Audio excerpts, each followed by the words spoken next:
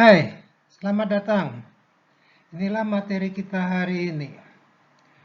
Yang pertama adalah pengantar, kemudian ada logika pengujian hipotesis dengan referensi untuk rata-rata hitung.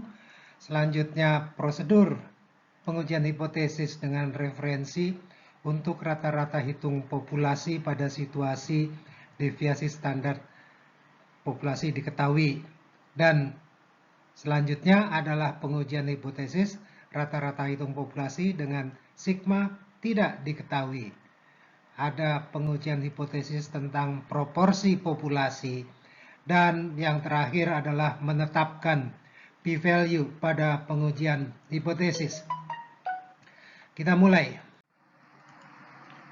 Sesuai dengan namanya, kita akan menguji keabsahan dari sebuah pernyataan tentang sebuah parameter populasi.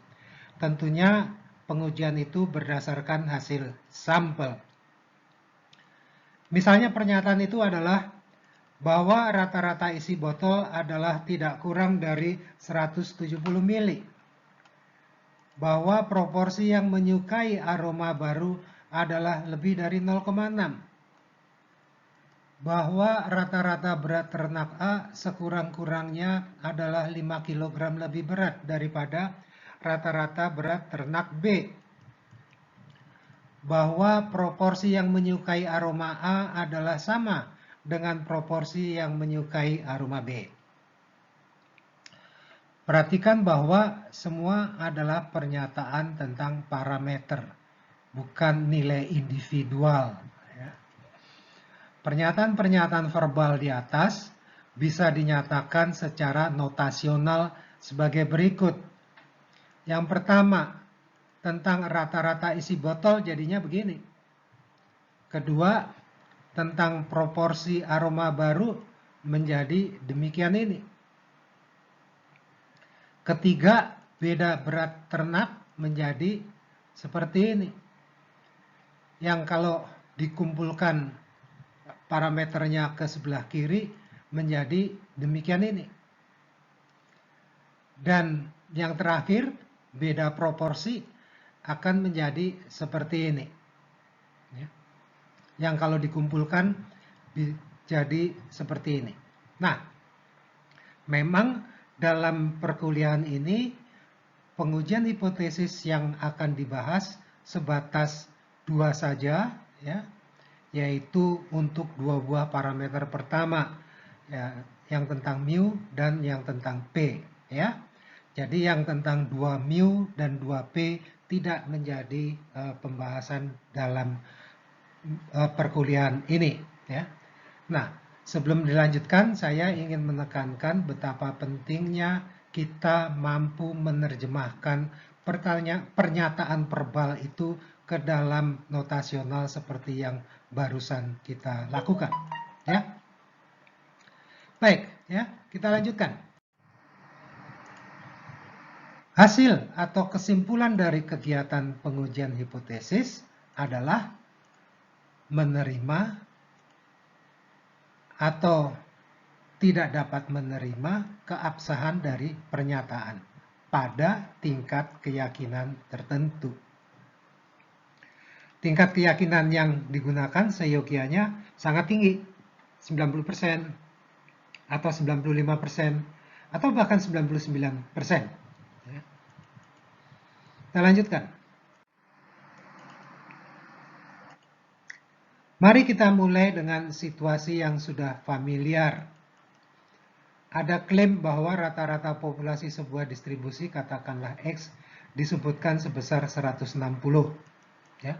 Sementara ini katakanlah deviasi standarnya diketahui, yaitu sebesar 50.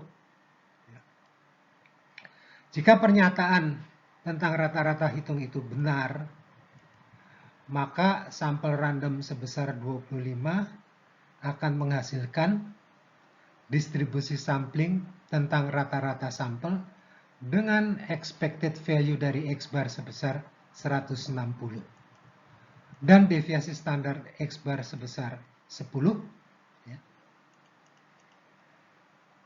Sehingga 95% dari berbagai kemungkinan sampel akan mempunyai X-bar yang berkisar antara 140,4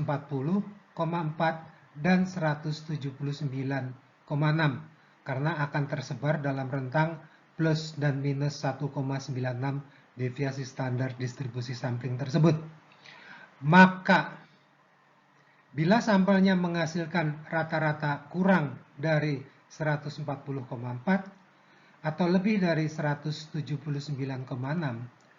kita akan meragukan bahwa sampel tersebut telah diambil dari populasi yang dimaksud di atas, yaitu dari populasi dengan rata-rata 160. Lebih boleh jadi sampel itu dari populasi yang lain. Maka dengan demikian kita tidak sepakat bahwa rata-rata populasi itu adalah 160. Pernyataan itu pada tingkat keyakinan sebesar 95%. Artinya kita menyadari bahwa cara kita berkesimpulan itu mengandung risiko salah. Tapi risiko salah itu adalah sebesar 5%. Kita lanjutkan. Secara diagramatis dapat dilakukan langkah-langkah sebagai berikut. Pertama, tetapkan pernyataan tentang nilai parameter yang akan diuji. Dalam kasus ilustrasi dinyatakan dalam bentuk mu sama dengan sebuah nilai. Kedua, tetapkan tingkat keyakinan dan daerah penolakan hipotesis. Ketiga, tetapkan daerah penolakan hipotesis dalam skala Z. Selanjutnya, tetapkan daerah penolakan hipotesis dalam skala X-bar. Dan terakhir, buatlah pernyataan hasil pengujiannya. Kita lanjutkan.